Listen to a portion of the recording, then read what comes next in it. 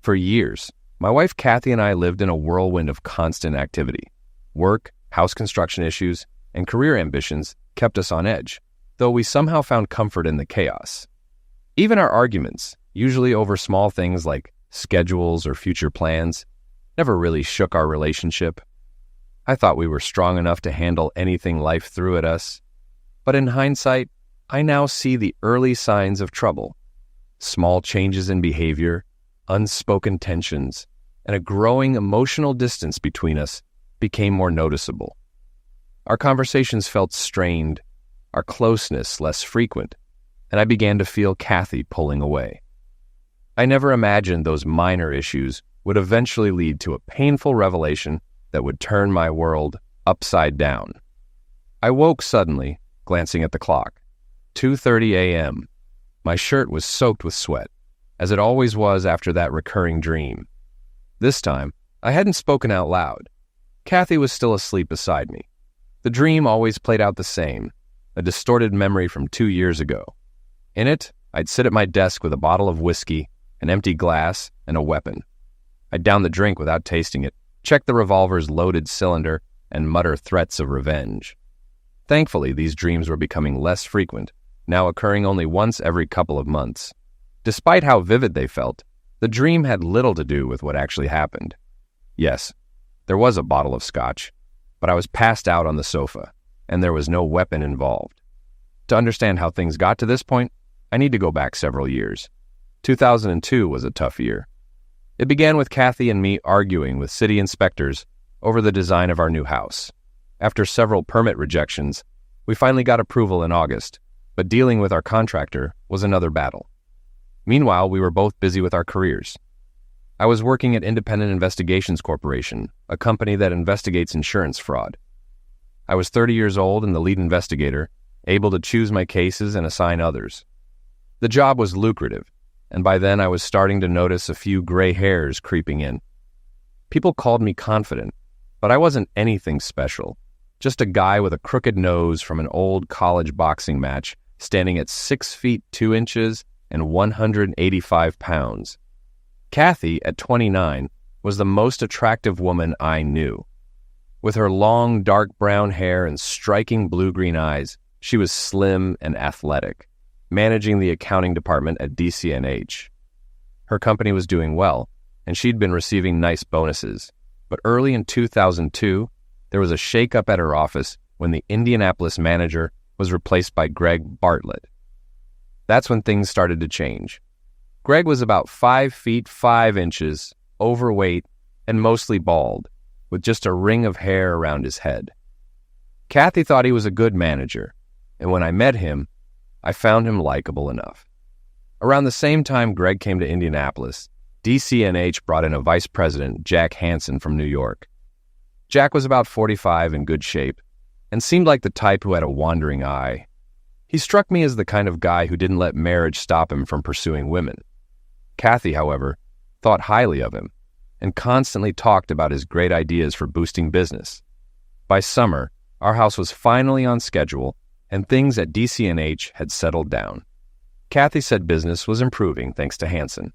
We moved into our new home outside Indianapolis in August and loved it from the start. Jokingly, I told Kathy, "I want to make love in every room of the house." She took me by the hand and led me to the kitchen. "We'll start with the kitchen," she said. What followed was amazing sex, and although we didn't make it to the other rooms, we stayed close in the bedroom despite our busy schedules.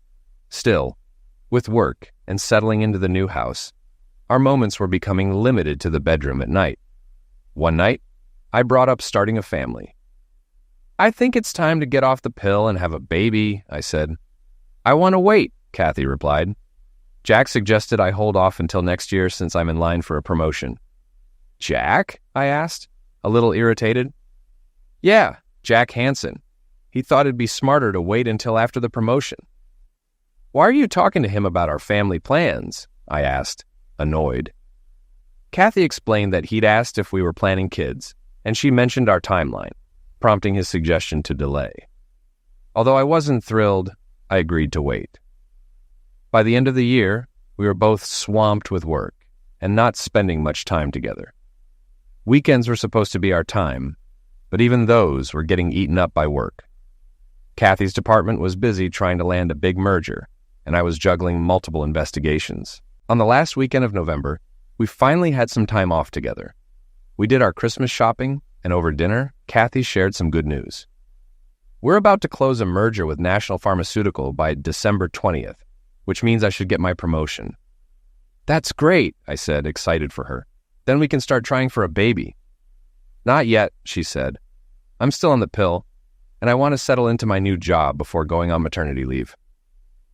I understood, but I was still a bit disappointed. Trying to lighten the mood, I joked, should I buy stock in National Pharmaceutical? Absolutely not, she laughed. That's insider trading, and we'd go to jail. I'm kidding, I said. I'd never risk that. I know, she said softly. I'm just nervous because we're so close to sealing this deal, and I don't want anything to go wrong. December is company Christmas party season, and ours at IIC was on Friday, December 6th. It was a pretty tame event with about 43 people, including employees and their significant others. We had drinks, appetizers, dinner, and then some dancing.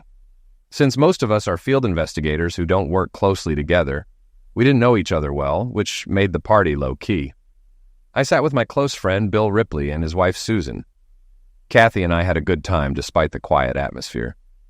We stayed until midnight before heading home. Once home, I led Kathy to the bedroom, kissed her, and things quickly heated up. Kathy surprised me with some bold, new behavior, which took me off guard, but had an obvious effect. Afterward, she headed to the bathroom, teasing me about continuing our escapades in other rooms of the house. The next day, things shifted. I worked half the day, and when I got home, Kathy was staring out the window, lost in thought.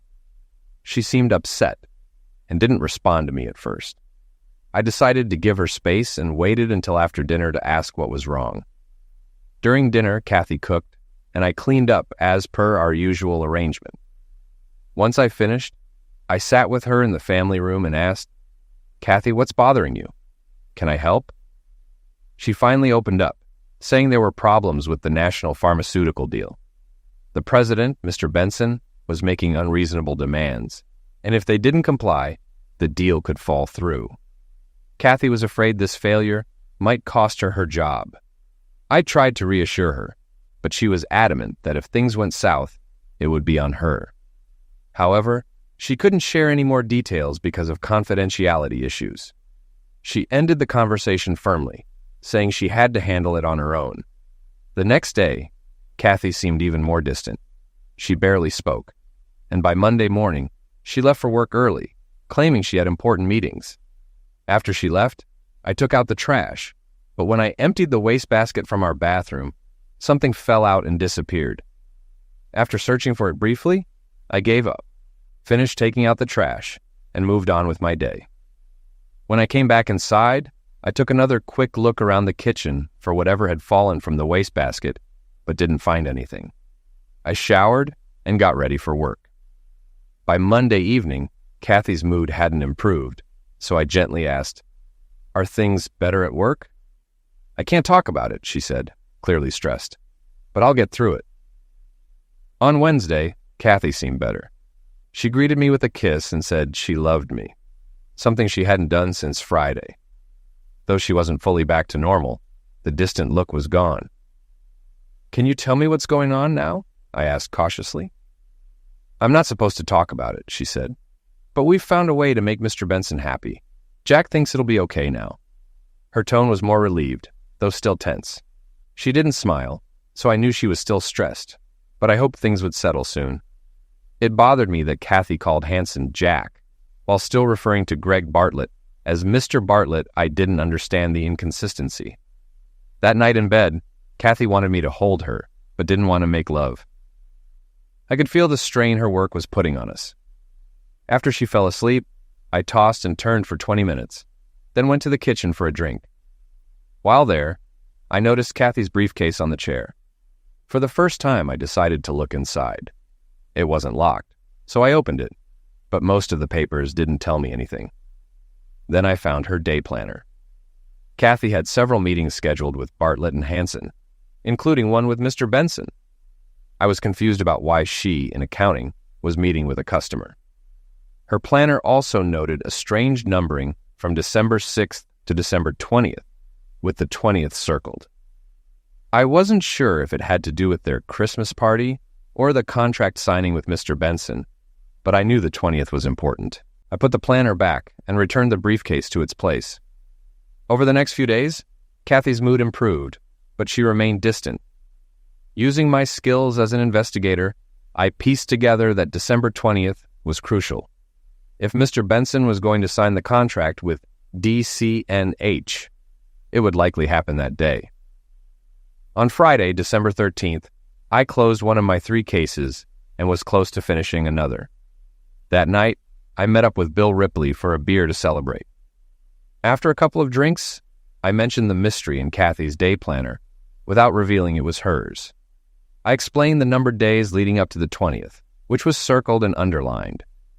Bill couldn't help but suggested I ask Mary Farrell, one of our female investigators, for a different perspective. He was right. I needed a woman's insight. We dropped the topic, and later Bill joked that if I ever started my own agency, he'd want in. We laughed about it, and I told him he'd be the first person I'd call if it ever happened. That weekend was frustrating. Although Kathy was affectionate, we still didn't have sex, which was starting to bother me. Not just because of the lack of closeness, but because I didn't understand why. Monday morning, I told her I'd likely be working late all week to close my cases. "You can't work late Friday," she said. "You need to be home by 7 to get ready for the party." I agreed, though by midweek, I was growing frustrated and even a little angry. I closed my second case on Tuesday, and we went out to dinner to celebrate. But afterward, Kathy said she wasn't feeling well. So again, no sex. The same thing happened Wednesday night, and it was becoming harder for me to keep calm. I knew she was stressed, but I was reaching my limit. I convinced myself that by Friday, once the national pharmaceutical deal was settled, everything would get better, and we'd be back to normal. On Thursday, I was close to closing my last case, and told Kathy that I might struggle to be home by 7 o'clock. She was upset. "You promised," she said.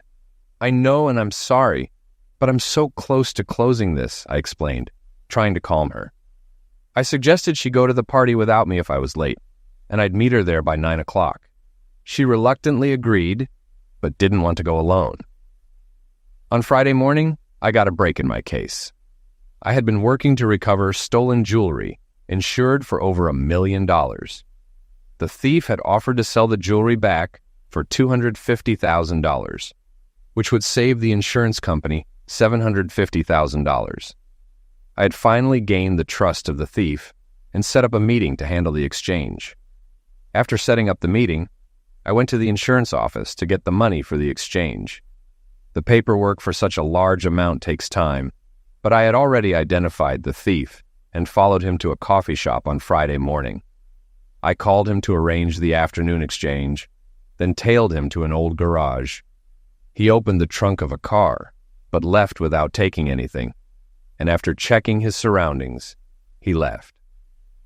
Once he was gone, I broke the padlock with a tire iron, opened the trunk, and found the stolen jewelry inside a canvas bag. I left a note saying, "Better luck next time," locked the garage, and returned to my office. I called the insurance company to arrange for someone to pick up the jewels. It felt great knowing I prevented the thief from profiting, saved the insurance company a lot of money, and helped return the jewelry to the owners. Afterward, I saw Mary Farrell, one of our investigators, and invited her to lunch, hoping to get her perspective on the notations in Kathy's day planner. Over pastrami sandwiches, I explained the numbered days leading up to the 20th. Mary thought for a moment, then smiled and said the numbers likely tracked Kathy's menstrual cycle, with the 20th being her most fertile day. I was stunned. The idea had never crossed my mind. Kathy wasn't supposed to stop birth control until February, so why would she track her cycle now? Could she be doing it for someone else? The thought left me uneasy. I knew from experience not to jump to conclusions without all the facts, so I told myself to be patient. By 5 p.m., I wrapped up my work, feeling good about closing 3 cases. and getting some insight into Kathy's planner. I headed home, planning to take Kathy to her party that evening and hoping it would ease some of her stress. I got home by 5:30 p.m., parking in the driveway, knowing we'd be leaving soon. I walked down to get the mail and headed toward the front door. I hadn't checked the garage, so I didn't know if Kathy was home.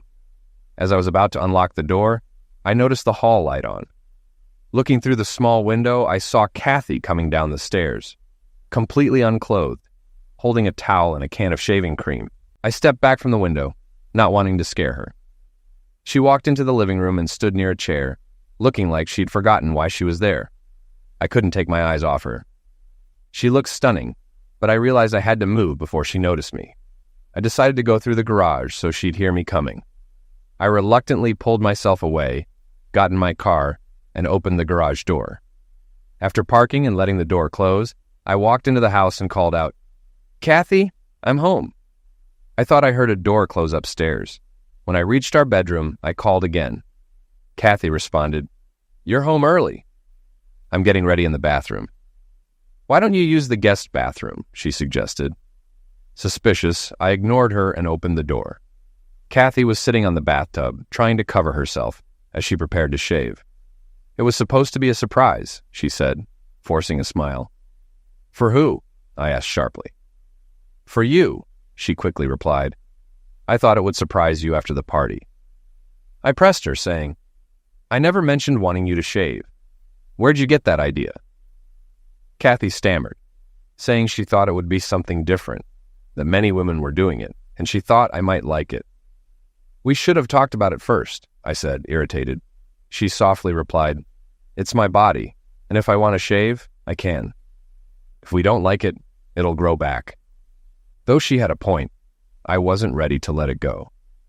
"Don't shave it now," I said firmly. "We'll discuss it later, and if you really want to, you can do it tomorrow." Kathy's expression wasn't just angry.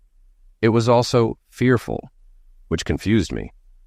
I understood her frustration, but couldn't figure out the fear. "I'm ready to do it now, so why should I wait?" she said defiantly. "Because your husband is asking you to wait," I replied, meeting her gaze. "I don't like bald kitties. Why does this need to happen now?" "It's my hair, and I'll shave it if I want to," she shot back, her frustration growing. "Go ahead then, but if you do, you're going to the party alone," I said coldly. Kathy was shocked. "What? Why are you being so unfair? It's just something I want to do." "I don't think you're being honest about why you want to shave," I said firmly. "You know I like your hair, so you weren't thinking of me. If you can't tell me the truth, we won't talk about it anymore. Shave it and go alone, or leave it, and we'll go together. It's your choice." Kathy gave me a sullen look, put the razor down, and got in the shower. Afterward, I showered too, then lounged in my bathrobe while she got ready in silence. I could tell she was angry, and I didn't want to provoke her further, so I watched her quietly. As she dressed, slipping into black thigh-high stockings and a cocktail dress, I couldn't help but notice how sexy she looked. But I wondered if she was dressing for me, or for someone else. At 7:30, I asked if she was ready to go. "Yes," she replied coldly. "You look really hot," I said, trying to lighten the mood. "You're going to melt someone's heart tonight." "Yours, I hope," she said, over her shoulder as she walked out, leaving me wondering if she meant to melt my heart or break it. During the drive, we were silent for the first 15 minutes before Kathy apologized. "I'm sorry about the shaving thing. I was just nervous about tonight and snapped." "No problem," I said. "Let's focus on having fun tonight." The party was at the company's offices. Shortly after we arrived, Hanson came over, pulled Kathy aside, and started talking to her. I watched closely, trying to read their interaction. It seemed tense at first, but then Hanson smiled, and Kathy reluctantly nodded. When she returned, I asked, "What did he want?" "The national pharmaceutical deal is closing tonight. I have a meeting at 10 o'clock with Jack and Mr. Bartlett. If it goes well, we'll get the contract." "So, you'll get your promotion?" I asked, trying to sound enthusiastic. "Yes, if everything works out," she said, but without much excitement. Kathy didn't seem as happy as she should have been. I tried testing her mood further. Then we can start trying for a baby? Yes, we can start our family, she replied flatly. I wanted to shake her and ask, what's going on? I was beginning to sense something deeper, and I knew I had to figure out how to handle it. As we entered the party, Kathy slipped her arm through mine and leaned in close. The room was nicely decorated, with tables around the edges, a band playing, a dance floor, and a buffet with an open bar. I scanned the room, recognizing most of the faces. It didn't take long to spot him. A man by the bar, around 35, 6 feet tall, fit, in a dark blue Armani suit. I pointed him out to Kathy. Who's that guy by the bar? I asked. I don't know, she replied, too casually, her body language stiff. I could tell she wasn't being truthful. Let's go get a drink, I suggested. I need to say hi to my coworkers. Why don't you get us drinks? She said, avoiding eye contact. I went to the bar, ordered her a red wine, and got myself a beer. Then I turned to the man in the suit. Mr. Benson, how are you tonight? I asked. He looked surprised. How do you know me? It's my job, I said. I need to take this wine to my wife, but I'd like to talk to you afterward. He seemed uneasy, but agreed. I handed Kathy her drink and told her I'd be back after circulating the room. She looked worried, but didn't stop me. Once she wasn't watching, I returned to Benson. I work in security for DCNH, I lied. Just making sure everything goes smoothly. Hansen has some fun planned, right? That's what I hear, Benson smirked. Just waiting for things to kick off. Around 10 o'clock, I asked, watching his reaction.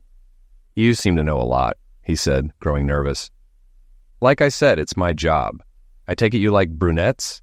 I added with a sleazy smile. Love brunettes, he replied, relaxing. Especially with long hair? I pushed further. Exactly, he grinned. Like Mrs. Alpin, right? Just like her, I said, feeling sick as he laughed. I held back my anger.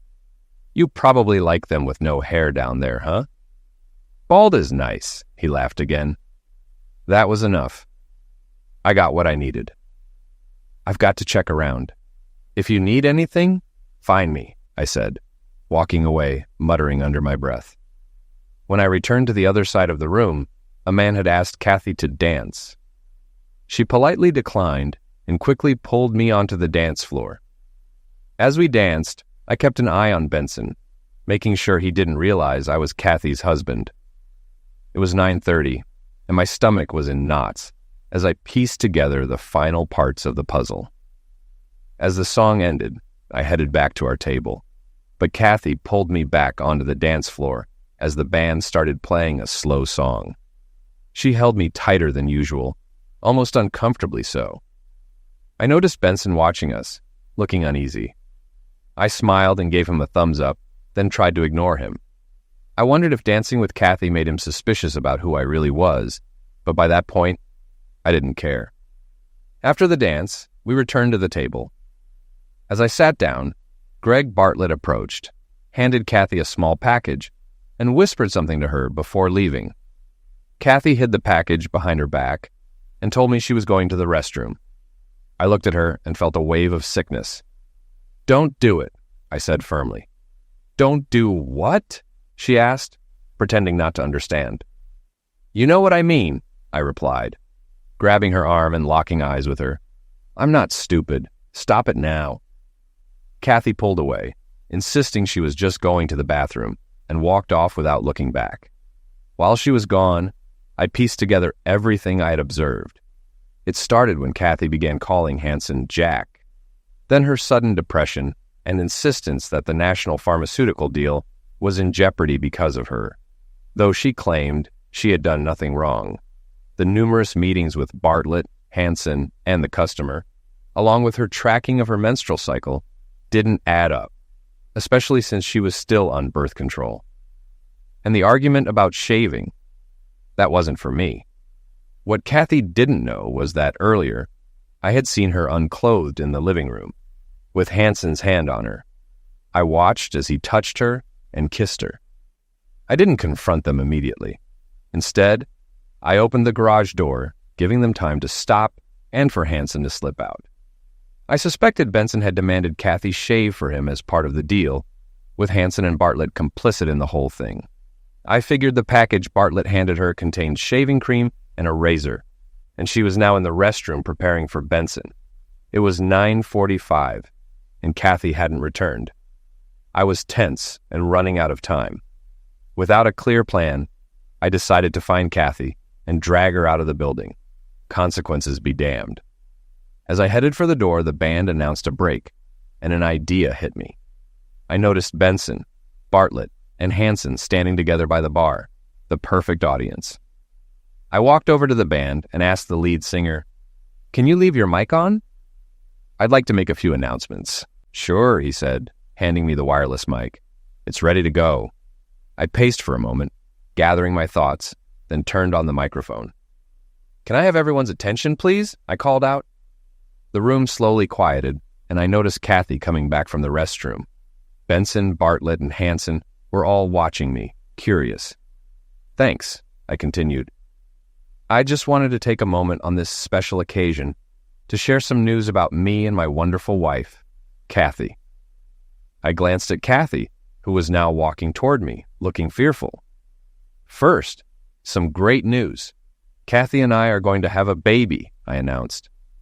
The crowd applauded, and Kathy covered her face, probably appearing embarrassed to those who didn't know the truth. Hansen looked furious, Bartlett confused, and Benson unreadable. And more good news, Kathy is getting a promotion tonight for her work on the national pharmaceutical deal. I understand she's meeting upstairs with Mr. Bartlett, Mr. Hansen, and Mr. Benson to sign the contract. Isn't that exciting? More applause followed, but Kathy quietly pleaded, "Oh, God, please stop." She sat down on the floor, visibly shaken. I pressed on, saying, "When I got home tonight, I found my wife in the bathroom getting ready to shave. And I don't mean her legs." There was awkward laughter, but the room was mostly silent now. Kathy was lying on the floor, crying, and people were watching in shock. Benson was gone, but Hansen's face was red with rage, and Bartlett was approaching me, clearly wanting to stop me. I continued. Kathy was shaving because she was supposed to be a gift for Mr. Benson tonight. He wanted her hairless. The crowd was stunned. Bartlett reached for the microphone, but I pulled it away, warning him, "Try that again, and I'll knock you out." I turned the mic back on. "One last thing for Bartlett and Hansen. I'll be suing this company for what you did to my marriage. I'm confident I'll win, and part of the settlement will be your firings. Good night, everyone. Enjoy the rest of your party." The room fell silent as I set the mic down and walked over to Kathy, who was still on the floor, tears streaming down her face. "Kathy," I whispered. She looked up at me. "Fred, I'm so—" "Kathy, don't say anything," I interrupted. "Do you think you'll still get that promotion now?" I stood up and looked around the room. People were staring, but when I glanced back, they quickly looked away. I gave Kathy one last look and left. As I was crossing the lobby to leave, Hansen blocked my path. "Do you know what you've done?" he demanded. "Yes," I said. "I screwed you in DCNH before you could finish screwing my wife. I hope it cost you millions, not just a few $100,000. "You'll pay for this," Hansen snapped. "I think you will," I replied. "I'll be talking to the SEC about your business practices." As I turned to leave, Hansen grabbed my arm. "I'm not done with you," he said. I brushed him off. "Touch me again, and you won't be walking out of here," I warned. I heard him muttering as I left. When I got home, I grabbed a bottle of scotch and started drinking. As I poured my second glass, I noticed something blue in a potted plant. It was the blue plastic case that had fallen out of the wastebasket earlier in the week. Inside, it was full, nothing missing. I put it on the table and kept drinking until I passed out on the sofa. I woke up around 9 a.m. Saturday with a pounding headache and a terrible taste in my mouth. After some coffee and breakfast, I showered. There was no sign of Kathy, and I didn't expect her to come home. She was probably either afraid to face me or angry that I had ruined things for her at DCNH. I wasn't sure if I cared. I sat on the sofa, thinking about what to do next. It hurt to realize how much I had loved Kathy and how she could betray us like this. I doubted I could ever forgive her, but I knew I needed to give her a chance to explain if she wanted it. However, I wouldn't chase her for an explanation. If she didn't feel the need to explain, I didn't need to hear it. I wondered where she spent the night and felt guilty for leaving her at the party. I should have brought her home, but at the time, I was too hurt and angry to care. At 11 o'clock, the phone rang. I assumed it was Kathy and debated answering, but I picked up on the sixth ring. "Mr. Alpin?" a voice asked. "Yes," I replied. "This is Special Agent Mark Walker with the FBI. Is your wife with you?" "No, she's not," I said, surprised the FBI wanted to talk to her. "Actually, I need to speak with you," he said. "Me? What about?" I asked, confused. "I'd prefer to discuss it in person. Can you come to my office this afternoon?" I agreed and received directions to meet him at 2 p.m. After the call, I wondered what the FBI wanted with me. It might have something to do with one of my recent cases, but I couldn't figure out why he wouldn't explain over the phone. Over the years, I've had plenty of interactions with law enforcement for work, and it never bothered me. But this FBI meeting had me uneasy. At 1 o'clock, I dressed in jeans and a sweater, drove into town, and parked across from the FBI offices in downtown Indianapolis. I gave my name to the receptionist, telling her I was there to see Special Agent Walker. "Have a seat," she said. Within 2 minutes, Walker came out to greet me. Unlike the expensive suit he wore the night before, today he was in blue Dockers and a casual shirt. "Mr. Alpin, thanks for coming," he said. "Follow me." We entered a conference room, and he offered me a cup of coffee. After pouring 2 cups, he sat down across from me. "Should I call you Special Agent Walker or Mr. Benson?" I asked. "Mark is fine," he replied. "And may I call you Fred?" "Fred's fine," I agreed. "You must be confused right now," Mark said. "Yes, but I'm starting to piece it together. You were undercover as Mr. Benson, right?" "That's right," he confirmed. "I trust you'll keep what we discuss here confidential." "I understand confidentiality," I said, still unsure of his role. "I'm hoping you'll explain how my wife got caught up in all of this." "I'll tell you what I can without jeopardizing our investigation," Mark said. "But I get that you're angry. This situation has probably strained your marriage." I nodded, frustrated. "This mess has likely ended it." "Things might not be as bad as you think," Mark continued. "Let me fill you in." He explained that earlier in the year, the Securities and Exchange Commission, SEC, contacted the FBI after receiving disturbing information about DC&H's business practices. "We began investigating and decided undercover work was necessary," he said. He paced as he spoke. "National Pharmaceutical was in talks with DC&H about a merger. Mr. Benson, the president of National, raised concerns about DC&H's tactics. Since no one at DC&H had met Benson in person, I took on his identity and began negotiating with them." "So you pretended to be Benson?" I asked. "Exactly," Mark confirmed. "I led Hansen and Bartlett to believe I was interested but hesitant. I made them think I might back out, which made them desperate."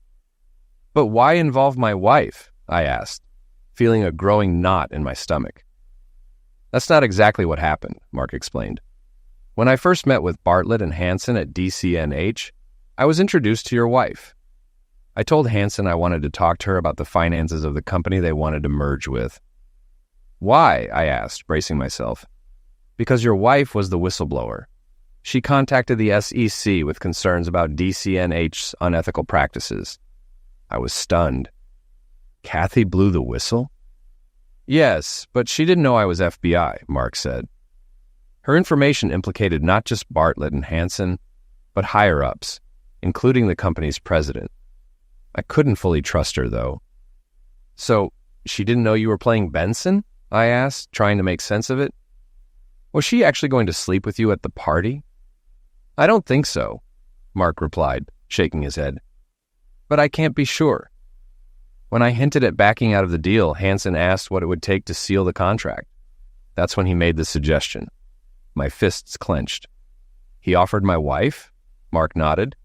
He said, I noticed you think Kathy Alpin is pretty attractive. How'd you like to get in on that? I was shocked. I expected him to offer a bribe, but instead, he offered your wife. I played along to see how far they'd go. I told him I might be interested, but didn't commit. That son of a witch, I muttered, anger rising. Exactly, Mark said. The more Hansen talked, the more excited he got. I felt like he wanted me to accept for reasons beyond closing the deal. He even suggested I meet your wife at the company Christmas party. I started to feel nauseous. So, were you going to go through with it? No, Mark quickly replied. I had no intention of sleeping with your wife. First, it would have been unethical. Second, I suspected there'd be cameras and mics in the room. This wasn't just a sexual favor to get me to sign. They planned to use it to blackmail me. How are you planning to get out of it? I asked, genuinely curious. I was going to back out at the last second, Mark explained. I'd say the timing wasn't right and suggest Mrs. Alpin meet me in my hotel room later. Once alone, I'd reveal who I really was and bring her in for questioning. The plan was to arrest Bartlett and Hansen today. We thought we had enough evidence. I sat back feeling a mix of relief and anger. But I ruined everything with my little speech, didn't I? Actually, Mark said, smiling slightly, you didn't. You saved me from the meeting with Hansen last night. I left with my cover intact and kept investigating. This morning, Hansen offered me a large cash bribe to sign the contract. I told him I'd meet him Monday morning. When he hands over the money, we'll arrest him, and DCNH's operations will be shut down as we investigate every deal from the past 3 years. I shook my head, still processing it all. I still don't know where Kathy fits into this. Your wife was trying to do the right thing by blowing the whistle on the company, Mark said. But as for her role in the offer, I think Hansen was coercing her. He might have been blackmailing her. Was a rubber ever mentioned? I asked, feeling another wave of nausea. Yes, Mark replied. Hansen said your wife insisted I use one. He joked, we wouldn't want to get her pregnant, would we? I sighed and leaned back in my chair. I need to find Kathy. I need to hear her side of this. She wasn't entirely innocent, but there were mitigating factors. That's all I can tell you for now, Mark said. Any more questions? Not at the moment. Good. Just remember, don't talk about the investigation yet. I'd suggest not telling your wife anything until we indict Bartlett and Hansen, which should be in a few days. We'll want to question her then. I agreed to keep quiet about the investigation. Mark said he'd call when I could talk to Kathy about the FBI sting. He also mentioned they'll likely want your testimony too. We shook hands and I left the building. When I got home, there was a message from Kathy asking me to call. I dialed the number she left, and a woman answered. Who's calling? She asked. Tell her it's her husband, I said. Kathy sounded nervous when she picked up. Where have you been? She asked. I've been calling all day. Not all day, I said. I was home until 1 o'clock. Oh, I guess I started calling around then. I wasn't going to make it easy for her. She needed to show she was ready to talk, so I stayed silent. Fred, can I come home? She asked. This is where you live, isn't it? You should be here now. I'll be there in an hour. Okay, I said, and hung up. It was already 5 o'clock. I decided to have dinner ready when she arrived so we could talk afterward. I started cooking, then went upstairs to prepare for the conversation I knew was coming. When I came back down, I grabbed the blue case from the coffee table and put it in my pocket. I made spaghetti and meatballs with a salad and opened a bottle of Chianti. Kathy walked in at 6:05 and dinner was ready. When she saw the dinner and wine, some of the stress seemed to leave her face. She realized things might not be as bad as she feared. At first, we didn't speak. We sat down to eat, and I poured the wine. After a few minutes of painful silence, I asked, Where did you stay last night? One of my friends took me home after you left. I couldn't resist a jab. Oh, you didn't stay for the rest of the party? You pretty much ended the party with your speech, she said. I guess I owe some people an apology for that. But not you. and definitely not Bartlett or Hansen. You're right. I owe you the apology, she said. She was about to continue, but I stopped her. We'll talk after dinner, I said, and we both fell silent again. There wasn't much else to say. After dinner, Kathy started loading the dishwasher, but I stopped her. You can clean up later. We need to talk now, I said. We moved to the family room and sat facing each other. Do you want to tell me everything, or should I start asking questions? Either way, I expect the truth, I said. I'll tell you everything, she said. I'm sure you know when it started. The day after your Christmas party, Jack called me. He said a big deal with National Pharmaceutical was in trouble, and Mr. Benson wouldn't sign unless I slept with him. I was furious. I couldn't believe Jack would ask me to do something like that. But he said the deal was important to the company and that I'd be rewarded handsomely if I agreed. Lots of money and a promotion. I didn't want to do it, but Jack kept pressuring me, saying many people were counting on me. I told them I needed to think about it. I was so stressed and confused that I couldn't think straight. When you came home, I knew I couldn't go through with it. Jack and Mr. Bartlett kept after me all day Monday, trying to get me to agree. Mr. Hansen said if the deal fell through, it'd be my fault, and I'd be fired. They also threatened to fire me if I told anyone. I tried to tell you as much as I could, but I knew if you found out the full story, you'd do something crazy, and I'd lose my job. On Tuesday, I told them I wouldn't do it. They told me to reconsider. Then Mr. Hansen said the company was missing over $100,000. And if there were an audit, it would look like I'd been embezzling for years. Jack told me I'd go to jail unless I did what they wanted. He said if I cooperated, I'd get the money and the promotion. But if not, there'd be an audit, and I'd be charged with embezzlement.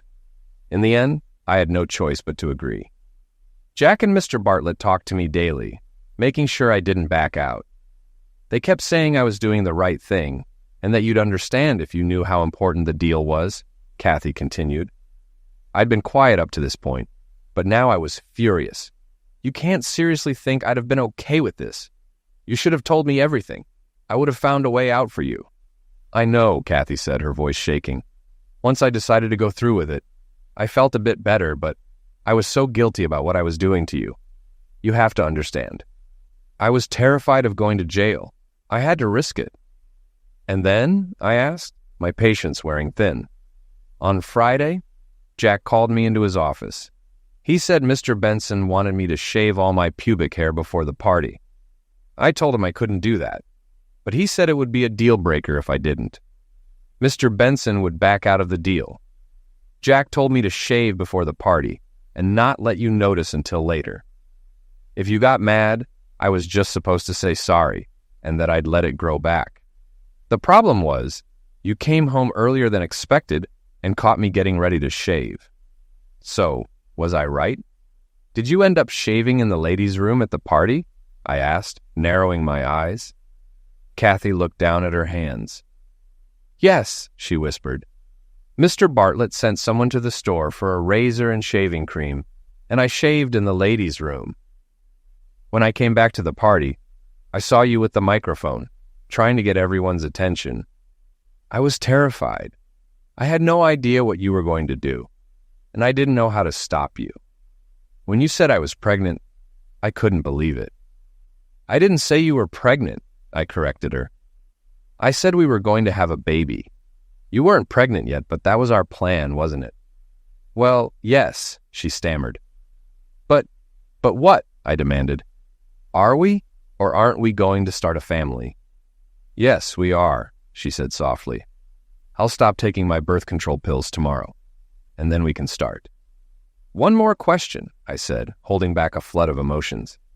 Did you tell Benson he had to use a rubber? Jack said he'd make sure Benson used one, she replied.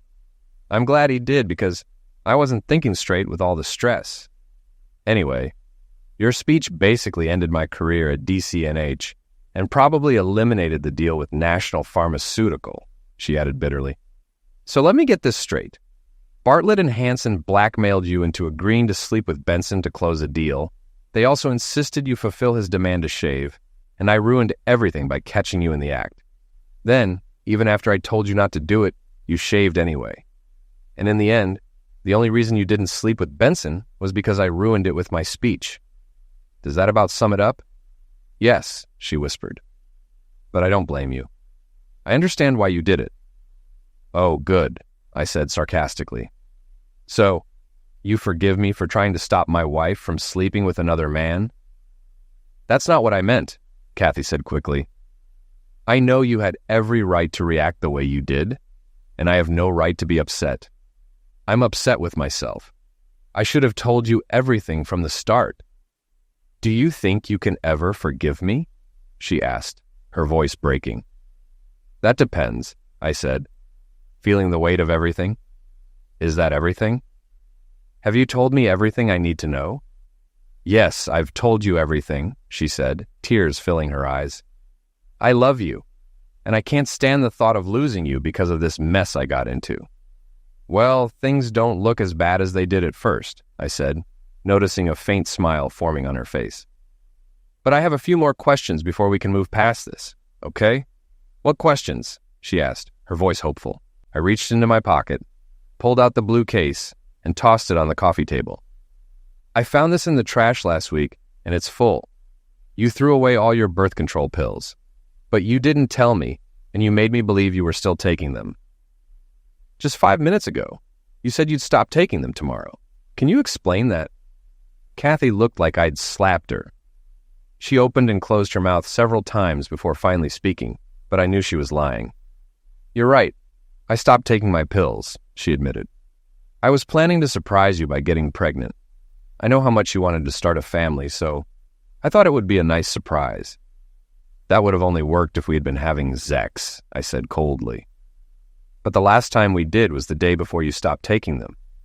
I was just so upset about what Mr. Bartlett and Jack wanted me to do that I wasn't in the mood for sex, Kathy replied quickly. Were you aware that last night was the most fertile night of your cycle? I asked, catching her off guard. No, I didn't realize that, she stammered. I had too many other things on my mind.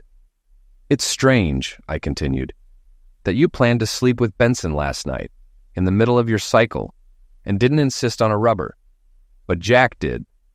What are you implying? She asked, panic rising in her voice. That I knew I was fertile and was willing to risk getting pregnant? I would never do that. I could tell Kathy was shaken, and I was tired of the game. It was time to end it. One more question, Kathy, I said, looking straight at her. How long have you been sleeping with Hanson? Her face went pale, and all she could say was, What? No more lies, I said firmly. I know you've been tracking your menstrual cycle and marked last night as the day in your planner. I know Hanson told Benson to use a rubber, and since I wasn't sleeping with you, that leaves Hanson. He wanted to get you pregnant, didn't he? Kathy's tears started falling, and she didn't respond. It wasn't Benson who wanted you shaved. It was Hanson, I said coldly. And you did it for him, even though I told you not to. That shows me he has more influence over you than I do. I let the words sink in. Last night, when I came home, I stood at the front door and saw you unclothed in the living room. I watched as Hanson ran his hands down your back and kissed your stomach, like a man kisses the belly of the woman carrying his baby, or about to carry it. Did you really think I was dumb enough to believe it was mine? Or were you planning to leave me all along? Kathy's sobs grew louder as I stood up and left the room. When I came back to the kitchen with my suitcase, she looked at me in shock. No! Please don't leave me, she cried, rushing toward me. I love you. I don't love Jack. He blackmailed me. I had no choice but to do what he asked. Why didn't you just keep taking your birth control pills and lie to Jack? I asked bitterly. You had no problem lying to me. I think I'd believe anything you told that rat over what you've told me lately. Oh, by the way, I added as I reached the door, last night when I was watching you with Hanson, I heard you say, I love you to him. So, where does that leave me? I don't love him. If I'm pregnant, I'll have infanticide. I love you. Please, you have to believe me, she begged. No, I don't, I said coldly. And as for the baby, don't feticide it for my sake. Kathy collapsed on the floor, sobbing uncontrollably. As I glanced back from the garage door, she looked just as she had the night before at the party, broken. I no longer felt any love for her, only disgust. I hated leaving the house we had worked so hard to build, but it didn't hold any fond memories. Fortunately, we hadn't been there long enough to make any. It's been over 2 years since I walked out on Kathy. After I left, I found a furnished apartment and tried to start over. That's when the nightmares began. I wasn't happy with my job anymore, so I quit and moved to California. After settling in, I started my own insurance investigation company. I called Bill Ripley and asked if he wanted to partner with me. 2 months later, he joined. When Bill arrived, he told me Mary Farrow, a mutual acquaintance, had heard we were starting our own business and asked if we had a job for her. Mary moved out here 14 months ago, and we started dating 2 months later. After 3 months, we moved in together. I was surprised at how quickly I could love again. I wasn't in a hurry to get married, but I liked having someone I cared about to share my life with. Through a few contacts, including Special Agent Mark Walker, I've kept tabs on people back in Indianapolis. It turns out Kathy blew the whistle on the company president and CEO, following Jack Hansen's instructions. Hansen hoped to get them fired for their shady deals so he could take over as president of DCNH. Apparently, Kathy wasn't lying when she said she didn't love him. She was playing him, knowing he was in love with her. She figured if Hansen got what he wanted, she'd get whatever she wanted. Hansen and his wife didn't have kids, which he blamed on her. After I left, he tried for over a month to get Kathy pregnant. He wasn't successful with her either. He was sterile. His wife found out about the affair and divorced him. A month later, Hansen was sentenced to 5 years in federal prison for his actions at DCNH. Bartlett also got jail time. He's serving 2 years in a minimum security facility. Kathy was fired from DCNH. The company was reorganized and eventually bought out by a larger consulting firm. The last I heard, Kathy was teaching bookkeeping at a community college near Columbus, Ohio. I try not to think about her. The wounds are still too fresh to remember any good times we had. I don't miss her, which is good, because Mary more than fills the void Kathy left in my life. That's why I married her.